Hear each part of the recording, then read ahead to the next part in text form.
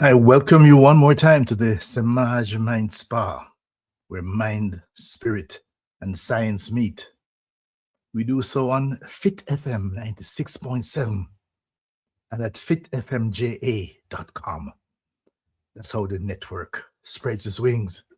I want to thank our founding sponsors for the Semaj MindSpa Network, JN, the JN Jamaica National, the JN Group. They have a very interesting motto, which is also mine now. We'll help you find a way, because that's what we set out to do here, help you find a way.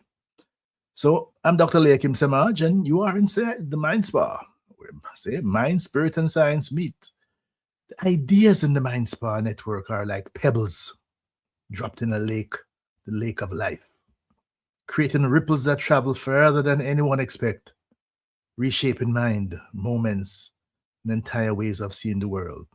You know, the pebbles that you drop in life, if you drop garbage, it spreads garbage. If you drop wisdom, it does likewise. So it's important the kind of pebbles you drop. So we're very cautious here.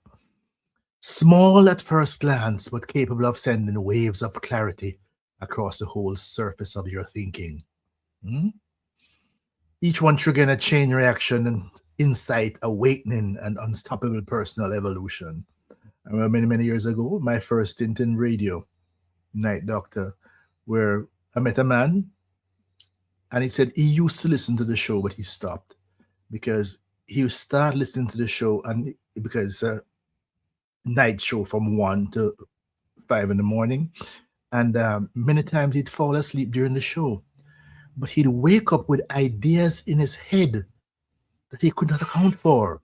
So that's exactly what happens. The pebbles, disturbing stagnant water, breaking old patterns and setting new currents in motion. Again, that's what we set out to do. We want to get things to change. Simple acts that create profound shifts, right? So I welcome you for spending some time here. We create space for calm, clarity, and most of all, better thinking. We greet our immediate Trelawney family. Then we move along the North Coast and Western Jamaica and hail you up. Those of you who are tuned in by Fit FM 96.7. Now, we also greet the world via www.fitfmja.com. And we hail up the Wayne Hall Network out of Atlanta, and Caribbean Vibes Radio Network out of Cape Cod, Massachusetts. And my understanding that there are more silent partners and many to be identified in the near future. Now, our show today, the migration dilemma. Why Jamaicans are leaving and what could make them stay. We could even add what could make some of those who have left come back. All right? So that's what we have assigned ourselves this 1 hour to do. Now, the core theme is based on Don Anderson a couple months ago revealed some data where he showed that significant numbers of Jamaica, part of their plan is to leave. Up to 80% in the youngest age category. That's disturbing. The most recent figures that we're seeing averages out that 54% of Jamaicans are projected to desire migration within the next 3 years. So we're dealing with 3 issues here now. What is pushing them away? What is pulling them abroad? And what could Jamaica do to make people want to stay or to return? All right. Now, we have plotted this out because, this is a network. There are 3 articles, and I suggest that you go to semajmindspa.com and you look up 3 articles. 1, 54% of Jamaicans want out, the psychological crisis behind the migration wave. Then you look at part 2, the migration dilemma, and part 3. So all of this information we're summarizing here and utilizing it to bring you this broadcast, all right? Now, the UNDP report cited in my article state that, again, 54% of Jamaicans intend to migrate within the next 3 years. Now, Jamaica will be suffering one of the highest level of brain drain in Latin America and the Caribbean. There's only one country that have a higher desirous level of migration, and that's Haiti. And we understand why, huh? So let's roll. Let's make this work. Now, good evening, Jamaica. Hello, good morning, wherever you are, because, oh, by the way, the MindSpa, we realized that we're now talking to 6 or 7 different countries. A lot in Jamaica and North America, but we're even in China, South America. 67 countries are tapping into the energy coming out of the space. So we give thanks wherever you are. So I say good morning, good evening, good day, wherever you happen to be. All right. Now we're looking at this important topic. It is a psychological topic. It's an economic topic. It's a national question facing Jamaica. Why do so many Jamaicans want to leave? When I first posted the first article, one colleague of mine questioned, but when he left in the 80s, people are saying the same question. So what is different? No, listen, you can't use yesterday's oil to fry today's fish. All right? So there were issues alive then. There are issues now. We're dealing with the here and now. Probably if we had dealt with these issues, then we would have more solution in place from now. So let's deal with, let's not procrastinate. Let's get it done. Now, according to the findings from UNDP, Development and Democracy Report, 54% is a scary number. Think about that. That's roughly half the country, folks. Now we know that everybody's not going to make it, but if that desire, remember, life we start with intention and desire. And then we take it from there. Not just poor people, not just unemployed people, not just the frustrated youth. What we're talking about? Teachers, nurses, doctors, engineers, tradesmen, entrepreneurs, university graduates, middle-class professionals. Enough people that people who should be building Jamaica are preparing exit strategies. And if you notice, come rain or shine, there are long lines at the US Embassy. Come ice or no ice, there are long lines at the US Embassy. So we ask today, what is driving people away? But also, what is pulling them abroad? Is it only about money? Is this also psychological? And most importantly, what kind of Jamaica would make people want to stay? Full package. All right, so let's start with the first section. This is not just about migration. This is a national psychological signal taking place. Look, migration is not new. Jamaica has always had an issue of migration, but there's something different happening now. This is no longer simply people going overseas. This is beginning to resemble a crisis of national confidence. When more than half of a population say, my future is probably somewhere else. That's not merely economics. That is psychology.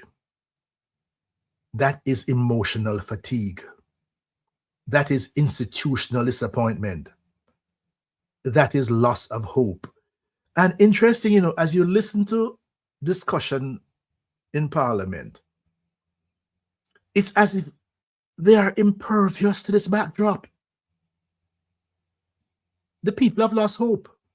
The UNDP findings suggest that many citizens across the region increasingly believe democratic systems are failing to deliver economic dignity and opportunity. And when people stop believing that efforts lead to progress, they begin emotionally detaching from the nation itself. Simple as that. Now, what are the psychological symptoms of a society losing hope? One, chronic cynicism. People begin to believe, why not change, I just saw it steer. I just saw the thing set up. Who know people get through. There's a saying that you need 17 contacts in Jamaica to make it. It's a contactracy. 17 contacts. People you can call, people you can heal up, and they will sort of make things happen for you and so on. Who you know get through. Boy, hard work no matter. Me see people with no subjects and nothing, I do well. I mean, know people with 7 subjects and can't even find a work. That mindset destroys national energy. Secondly, emotional withdrawal. When young people stop imagining futures in Jamaica instead of how do I build Jamaica? The question becomes, which country easier to enter? What route can I take? I've heard some harrowing stories of persons doing all kinds of things to get one out of Jamaica or into another country. 3, survival psychology replace nation building. That's serious. When survival dominates, patriotism weakens.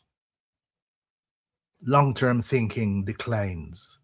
There's a statement from Miss Hepburn where she says that people who have a belief in the future, they plant gardens because you have to plant the seeds, nurture them, and wait.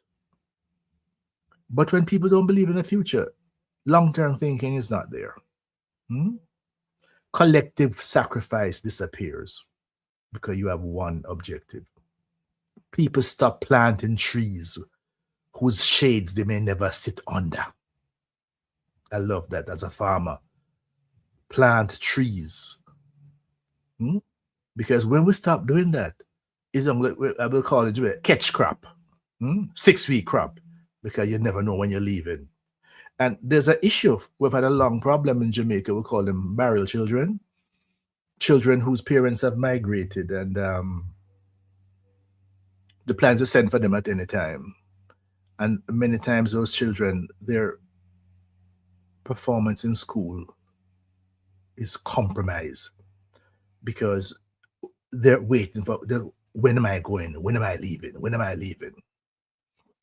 4, the collapse of trust. Trust is the invisible infrastructure of development. If citizens do not trust leadership, fairness, safety, opportunity, institutions, then migration becomes emotionally logical. And if you notice over the years, this level of trust is declining. Trust takes a lifetime to build and can be destroyed in seconds. So that's some of the things that are happening in terms of. So let's look at some of the push factors now. What are the things pushing people away? Now, many Jamaicans are leaving because they hate Jamaica. Jamaica is a state of mind. Jamaica is in your blood. They're leaving because they're exhausted. To say Jamaican, them tired. It's hard to live a Jamaican, folks. I have a motto. Yesterday, I was very fortunate. I got 2 things done in one day. I had to go to the phone company to have a phone replaced because my wife lost the phone and we had to replace the phone with the same number. And we had to make contact with the bank because a security token need to be updated and ID. In my mind, I budgeted it's one thing you can get done in a day in Jamaica. But guess what? We got two. No, I felt great. We're tired. The economic pressures. A large percent of Jamaicans feel that they're working hard but not progressing. People are experiencing rising food costs, transportation costs, housing pressure. I can tell you some stories about upwardly mobile middle class persons trying to secure a mortgage at a reasonable rate. And the hoops, low wages, unstable employment, business uncertainty. Many middle class Jamaicans are now experiencing downward mobility. Hear the term? Downward mobility. That creates deep psychological stress. Then crime and fear. Safety matters psychologically. When people constantly feel vulnerable, emotionally, economically, physically, they begin seeking environments where they can breathe psychologically. Many migrants say, "Me just tired for living at a tense life in Jamaica." The good thing, and we'll talk about that later, we appear to be turning the corner on the violence and the murders. We appear to be turning the corner. Burnout and emotional fatigue. Teachers are burnt out. Nurses are burnt out. Police burnt out. Parents burnt out. You know, Jamaicans saying, pot a cook, but food not enough. Rain a fall, but dirty tough. Huh? Many are no longer migrating for ambition. They're migrating for relief. Lack of confidence in the system. People can tolerate hardship, if they believe systems are improving. But when you perceive corruption, there are big inefficiency in buckets, political tribalism, non-stop, unfairness, slow bureaucracy. They begin emotional disengagement from national life. How about youth disillusionment? This may be the most dangerous issue. Many young Jamaicans no longer believe education guarantees mobility. It's hard, They no longer believe that talent guarantees opportunity. They no longer believe that excellence guarantees reward. And when a society loses the faith of its youth, the future becomes unstable. So, that's how we're there. Now, these are issues, that are, it takes its toll. And your story, and you hear other stories and other experiences, and each day something happens that just drive you one step further back, and you're hearing these stories. You're seeing these things with your friends and your neighbors. A colleague of mine some time ago, was insisting that things must be much better than we think, because why are we not experiencing any mass demonstrations in Jamaica? And my answer was simple. If you have the option for mass migration, you don't need mass demonstration. Demonstration implies that you have some belief that it can change. But if year after year, decade after decade, you're seeing more of the same, at some point you figure out, let me try another game. Let me try somewhere else. Because I think the personal evidence that people have of individuals, family, and friends who have migrated, and you see what they have achieved. You see what their children have achieved. You look at the parallels with persons that you went to school with and so on. Now, on the other hand, there are people like me, all right? My exoskeleton is Jamaica. I have a irrational commitment to this space. But what allows me my level of intellectual and psychological freedom is that I am a nomad. I'm a digital nomad. I can live anywhere and work anywhere because I was fortunate to have developed skills that can be marketed almost any society. And as I am communicating now, using technology, these are my tools: a computer, electricity, and the internet. Microphone, camera, I'm fortunate. So it doesn't matter where I am. I can. Now, there's something about being on this rock, being in this space, Jamaica. And there's some of us who literally, the air, my backyard, when I look at the mountains and the sunrise in the morning, that's medicine for me. Medicine. All right? But that's me. Okay, now, let's look at the pull factors. We talk about the push factors. Let's look at the pull factors. Let's discuss the other side. People are not only being pushed, they're also being pulled. Aggressively pulled. Now, the developing world, or should I say developed world, is facing a demographic crisis. Big word. Demography, the people, various age groups and classification, there's a crisis. Low birth weight. We need birth rate of at least 2.1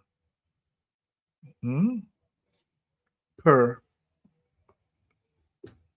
in order to replace your population. If it drops below 2.1, you're not replacing your population. Your population is shrinking. And if your population starts shrinking, your productive base shrinks. The developed world, they have a serious issue of low birth rate. The developed world have significantly aging population. People are living longer. Now, the thing about longer life, it also requires more healthcare, significantly more healthcare. As I said before, there's a shrinking workforce. The population is now lopsided. So the workforce capacity, because the birth rate has been less over the last couple of years, you have less people. Countries like the United States, Canada, the UK, Germany, increasingly need immigrants to sustain their economies. If you don't have that, now we're hearing some people talking as if it not goes so. It goes so. We're seeing some crisis taking place in, straight of all, in two areas come to mind immediately in the United States: the agricultural sector, with their misguided, not properly thought out immigration policies.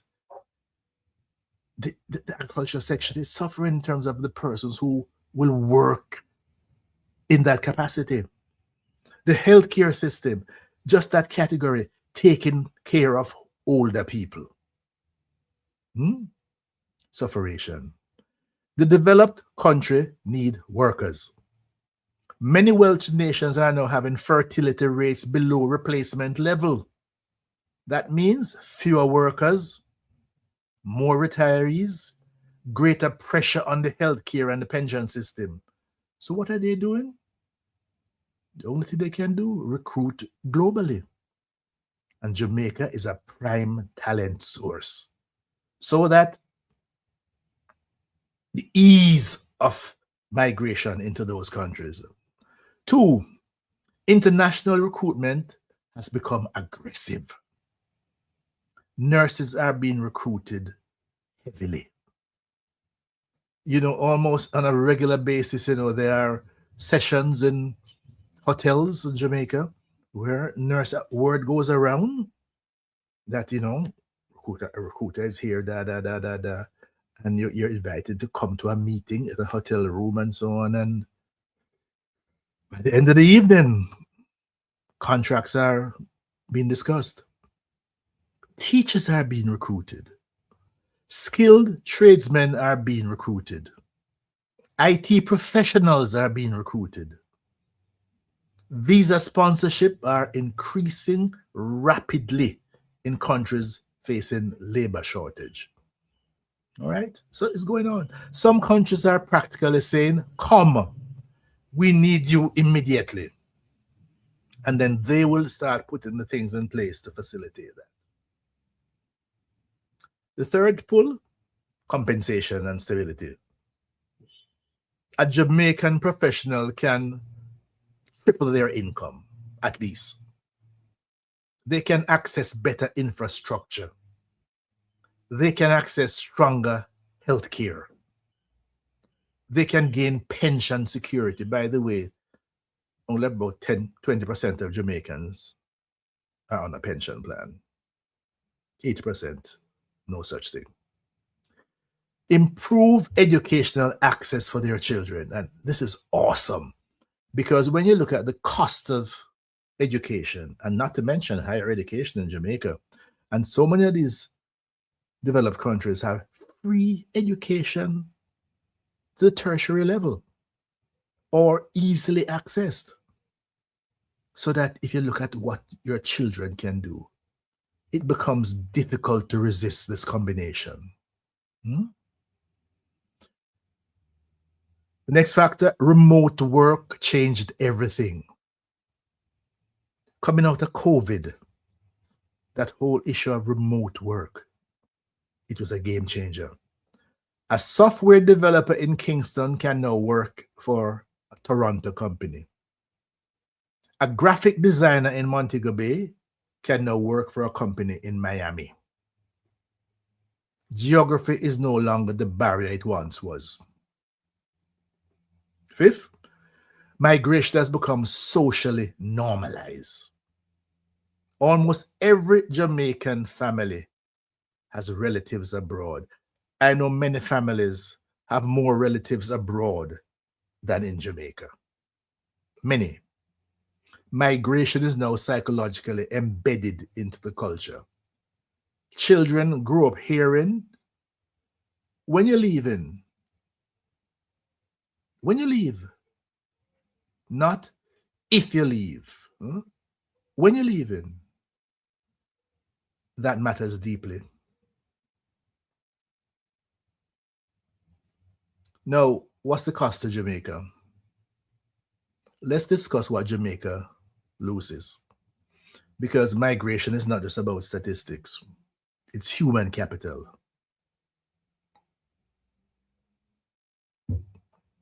It's emotional capital. It's cultural continuity. And I suggest that you please read my 3 articles so you get the full picture, the full background. So you're in a position to contest, push back on some of my suggestions, and you can see the fact, and definitely you can add to it too. My articles argue that Jamaica is not just merely experiencing brain drain, but also heart and hope drain. When teachers leave, we lose mentorship, continuity, value transmission. When nurses leave, we lose compassion, experience, healthcare stability. The nurses act as a centerpiece of the healthcare ecosystem. When young people leave, we lose innovation, energy, the enthusiasm of youth, future leadership.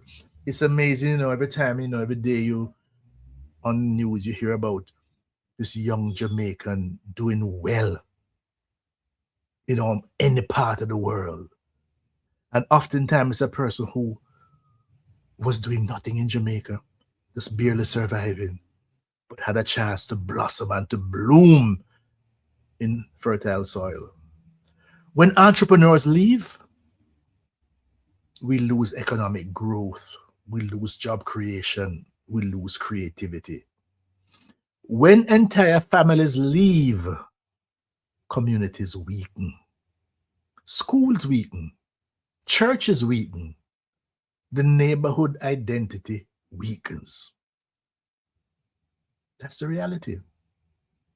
So there's no question, the push factor, the pull factor, and the impact on the society is unquestioned in terms of how these things operate. So that it's important for us to take a look at it. And this is crisis proportion. Because, when the projection is that half of the society, it's almost as if, you're driving a car and you have the gas and you have the brakes. One is to go, the other is to stop. But it's not just gas, brakes, and reverse. People are going in the same direction. The issues. Now, the question now is, what can Jamaica do? How do you build a Jamaica, one, worth staying in, or build a Jamaica worth coming back to? Because if you don't, these factors were present decades ago. And it's even more present now. When you just look over the scope of time, just look developmentally, a young person growing up, and it is clear the milestones that people use. Buying a house. It is harder now to buy a house. Much harder. So when you can't project your future and you see now where you're going to go, what you're going to achieve, well, let's go somewhere else. Because, you see the images abroad. Now, let's face it, not all the images that they show you are quote unquote true. Because I remember in my own experience, the first time I visited the United States, and this image is captured in, I think, this classic Jamaican movie, I think is Smile Orange. When the images you see, America uses soft culture via the movies and so on to sell their culture around the world.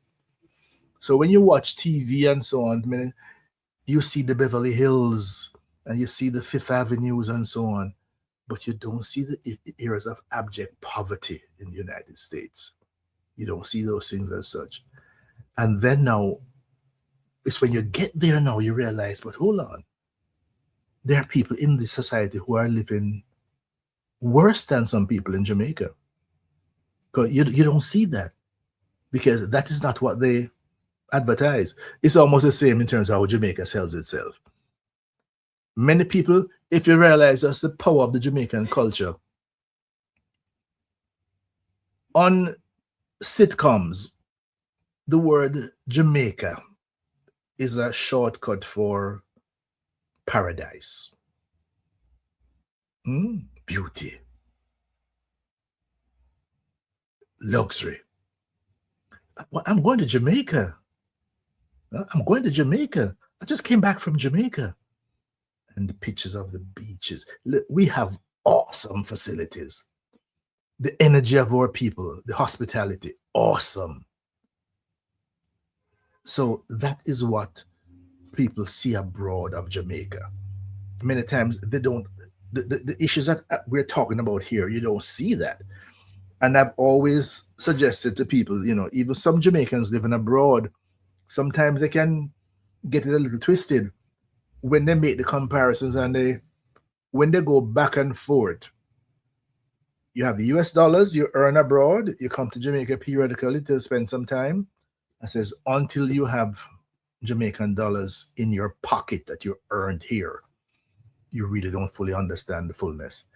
If you are exchanging your dollars earned elsewhere, which go a much longer way in Jamaica, and you come here for 2 weeks or 3 weeks and so on, and you enjoy yourself and then go back, things look, you're coming, well, you can't step into the same river twice. The Jamaica you're coming back to is very different than the Jamaica that you left. And the Jamaica that you left no longer exists. Now, I am fortunate in that because the nature of my work, I move in and out and in and out and in and out. So I can see the process and the development and sometimes it makes me a little less comfortable putting up with the unnecessary problems that with a little thought, because we don't have to rediscover the wheel. The wheel has been discovered, and so many issues have actually been dealt with already. We can find solutions from elsewhere and then now adapt and adopt and modify to fit our circumstance.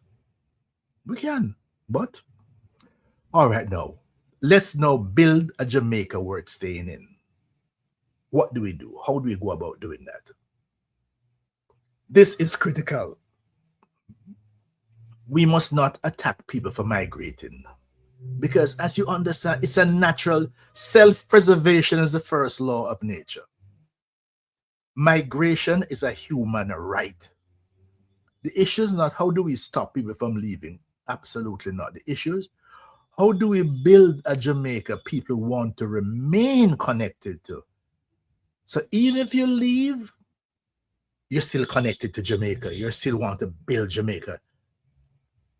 That's your piece of the rock. One, you have to create economic dignity. People can tolerate struggle, but they need hope. You can live for days without food. You can live probably a couple of days without water, but you can't make it past 1 second without hope. You heard it, the will to live. When you're hopeless, dog, name your supper. We need better wages.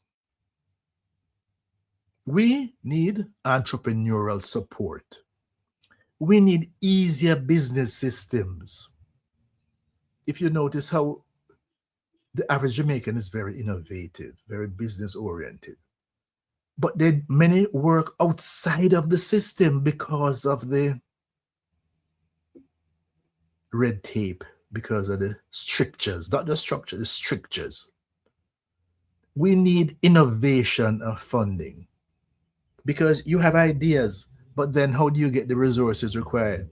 No, there's lots of talk about these being available, but the reality for accessing these funds, we need stronger middle class protection. Our middle classes are becoming more and more fragile. So the economic process, a lot of the energy must be there, because if we're not creating, we're not just, we're not just talking about wealth creation. When you look at a country like China, and one of the interesting statistics that China talks about is the number of persons that have been removed from poverty. The proportion of their persons, their population, have been removed from poverty. You have to raise the bottom. And it cannot be just a facade, a cosmetic removal. No, when you talk about economic dignity, when you look at now the way the world is changing and the kind of jobs, the kind of outsourcing that's taking place. And China did a major job of it, because yes, initially they started being, they were the place that people outsourced production to. But while they were being the quote unquote the place for cheap labor, they were understudying the process, developing their own processes, and creating now their own development. And the result, they are the production engine of the world in many, many areas. We used to talk about made in China 20, 30 years ago was things that just were poor quality and couldn't last. No. Almost everyone, anything you know, I tell people, just wherever, just your refrigerator, your computer, where was it made? Made in China. So we have to find, we heard a concept being articulated by the Canadian Prime Minister, the middle way, the middle group. We have to find out, where do we fit? What can we produce? What can we sell to the rest of the world? And if you notice, one of the things is that, Cles, our healthcare facilities. So when I talk about building, we populate their healthcare facilities. We populate their educational, so we know how to do it. So the question, why don't we, and I have been asking this question and saying for the last 30 years, just take nursing, for example. Ideas can be used to seek funding for projects. Why don't we let Jamaica become the hub? We will produce the nurses. Understanding that too, 40% of them will, upon graduation, move to other countries. With Jamaica being compensated. So they'll move to other countries with compensation for their training coming back to Jamaica. I am convinced that after maybe 10 years or so, a third of them, first of all, while they're there, they'll be supporting family in Jamaica. So remittance will be coming back to Jamaica. Then within 10 years, a couple of them will not have made the adjustment to those other environments. And they want to come back home with greater skills. It's a win-win-win process. And then we expand beyond nurses now, because the whole healthcare, the technological component of it, and the doctors. Because if we don't do that, we're going to lose them without compensation. All right? So that we can plant two peas in a pod. Create economic dignity, which solves our loss, but also provides us with return at two levels. 3, crime reduction has to continue relentlessly. Safety is economic policy.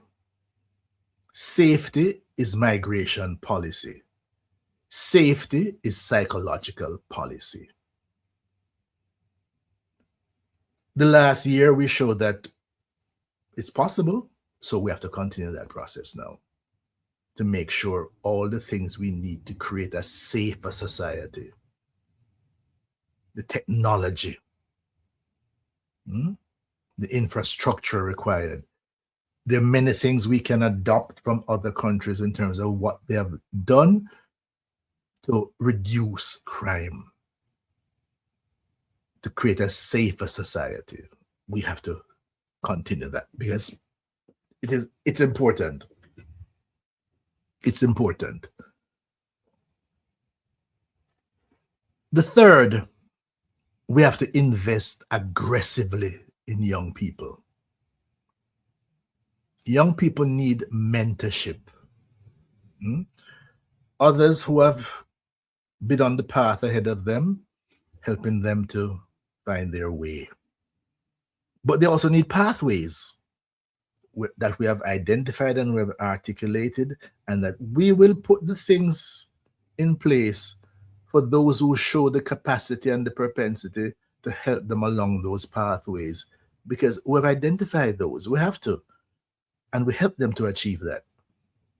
Now, if you look at the number of young people disproportionately who want to be singers and musicians, but it's and athletes, because they see the compensation, but we're not telling them the full story. What it actually takes for that to be your area. It's a lot more than you thought at the beginning, because you see some people just overnight success. Yeah, that took 10 years, 20 years to happen. We need to provide young people with opportunity, ownership, and vision so that they can see a way forward. So it is clear. We articulate it. We present it. We teach it. And once you show the capacity, you are provided with the wherewithal to go from one step to the next, to the next, to the next. Not just totally up to chance. So the educational system need to be overhauled with that in mind.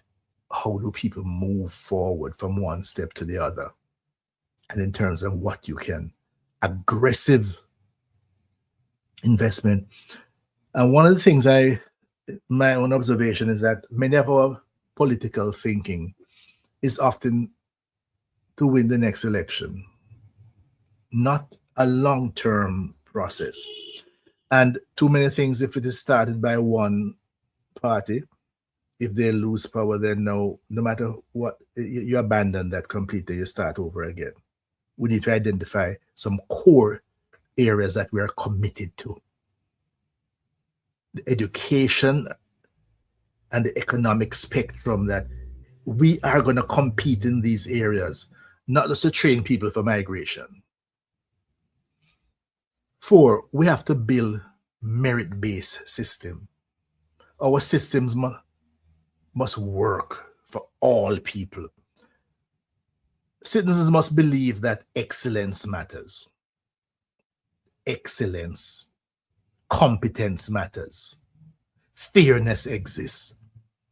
Because it compromises the whole system that Look, there are many open secrets in Jamaica. Persons who have achieved, but we know where it's coming from, questionable context. So it has to be clear that excellence, competence, and fairness. If merit dies, migration rises. Because if people say, boy, it's not fair, it don't make sense, it don't make sense. We have to strengthen the national identity. Country cannot survive only on GDP. People need to feel belonging. I've always adopted a statement attributed to Malcolm X. Sitting at a table don't make you a diner. You have to be dining too. And I've heard a modification of that whole concept of table and so on, and say that if you don't have a seat at the table, chances are you are on the menu. So that whole thing about belonging, meaning, pride, emotional connection. Now, there's a paradox I notice in Jamaica. Now, don't get mistake what I'm saying here now. Nothing against the Chinese, but we see there's a you go to any Jamaican community, no matter how rural, and you will see a Chinese wholesale. I there's one family that I actually spoke to them because they had a supermarket in my community, and I spoke to them some years ago. Oh, by the way, Jamaica use the concept of Chinese or Chinese, Mr. Chin, almost generically. So these people were actually Vietnamese, right? And I asked them, when I started talking to them, oh, we're from Vietnam. They came from Vietnam knowing very little English. They didn't have any major resources that they traveled with. But by working together and seeing opportunities as a family, and they built a shop, and before you know it, and they expanded and expanded and expanded.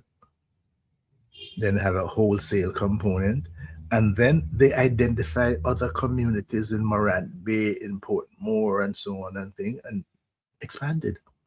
Now, Jamaicans, those opportunities were there. But is it that we're not teaching Jamaicans to identify those same opportunities? Or we're not helping them to understand how you can start with once there's a need and you help them to fulfill it? So to a large extent, those individuals have taken over, they control the food supply of Jamaica to a large extent. All the shops and wholesales and so on and things. Some years ago, there was a furor about a Chinese auto repair facility that's outside the corporate area that were doing excellent work, excellent price, excellent turnaround time, but there were questions about, their work permit and so on, because many of the locals who were in the same area of business were now getting some stiff competition. Now, we haven't heard anything more about it, because I don't think people could just on their own just come in and just set up, but they came. The same thing in our construction trade, in that there are many, the China Harbor and other Chinese-based companies, when they take on projects here. Now, one gets the impression that the government, if you go just for the lowest bidder, persons who can subsidize their workforce and easily can undercut local bids. But just like other places do, if we earmark funds for local companies, if we earmark opportunities that, yes, you can bring in a person's expertise, but you have to also help to train our people to come up to that same level, right? So there are things that are required that are not in place. So you tie the identity issue to the issue of productivity. Absolutely important. Another area, if you want, again, as we build Jamaica for people to stay and to come back, reimagine how we respond and relate to the diaspora. The diaspora should not just be viewed as people who left. They should be viewed as an extension of Jamaica globally. We need them. Investment pathways, returnee incentives, mentorship programs, diaspora advisory system, easy reintegration, and to make sure that we put these things in place. There's a whole, I have 2 articles where I talk about this, that wherever you are as a Jamaican, can we tap into your talent? We're talking about at the highest level, because we now have ways we can do things remotely, so that you can be wherever you are in the world, but you can still also be working in Jamaica. So your talent is available to our healthcare system, to our educational system. One of my articles, we also talk about the issue of we have to settle this question about now Jamaicans don't have to literally physically come back to Jamaica to participate in our electoral process. Other countries figure out how to do it, so we can't just be dependent on them just to work and send back money. Work and send back money. We have to find a way to integrate them into the life of Jamaica because they are still Jamaicans, right? So we definitely have to do that. So that's a whole area that I have been exploring and looking at carefully, because unless we do that, that body, that component of Jamaicans abroad, the idea is not just to lose them. They are part of our family. They go abroad, they get more talent and they get more competence, but they still can remain connected. So we talk about, in part 3 of my article, we talk about the 5 walls that we have to build if we want Jamaicans to stay here. Wall 1 was safety. Then we talk about economic development. Absolutely important, because if we don't have that, we are in trouble. But the most important was the healthcare wall, because as Jamaicans, as persons age, I think I've always thought Jamaica should be the recuperative capital of the world. A lot of Jamaicans, when they reach pensionable age, to come back home to Jamaica, our healthcare system is in shambles. Because if you notice that so many of our Jamaicans who have money, once there's a healthcare crisis, they jump on a plane. So that as I talk to Jamaicans abroad and the prospect of coming home, 2 other things that are the healthcare needs that you have as you age. Jamaica is not preparing itself, because if we're prepared to deal with that, we will deal with it for our own people, and other people from elsewhere will come here too. I have a whole article on that. Jamaica can become the healthcare capital of the Caribbean. We have the capacity. We have the environment. We have the climate. We have the personnel. We just need the will. So it can be done. So our discussion, not about blaming Jamaicans who leave. Many have pursued surviving, looking for dignity, following opportunity. But Jamaica must ask itself, difficult question. If over half the population wants out, what does that reveal about us? I've always said that with good leadership, any problem can be solved. Any problem. It's a leadership issue. What does it reveal about our systems, our opportunity, our national psychology, our hope? And perhaps the deeper question is this: what kind of Jamaica would make people say, I can build my future here? Not perfectly, not easily, but meaningfully. Because ultimately, people do not remain where they feel trapped. People remain where they feel possibilities. I'm Dr. Leahcim Semaj for the Semaj MindSpa. Remember, I remain an optimist with understanding that the best is yet to come. So till we meet again, walk good and may good duppy follow you.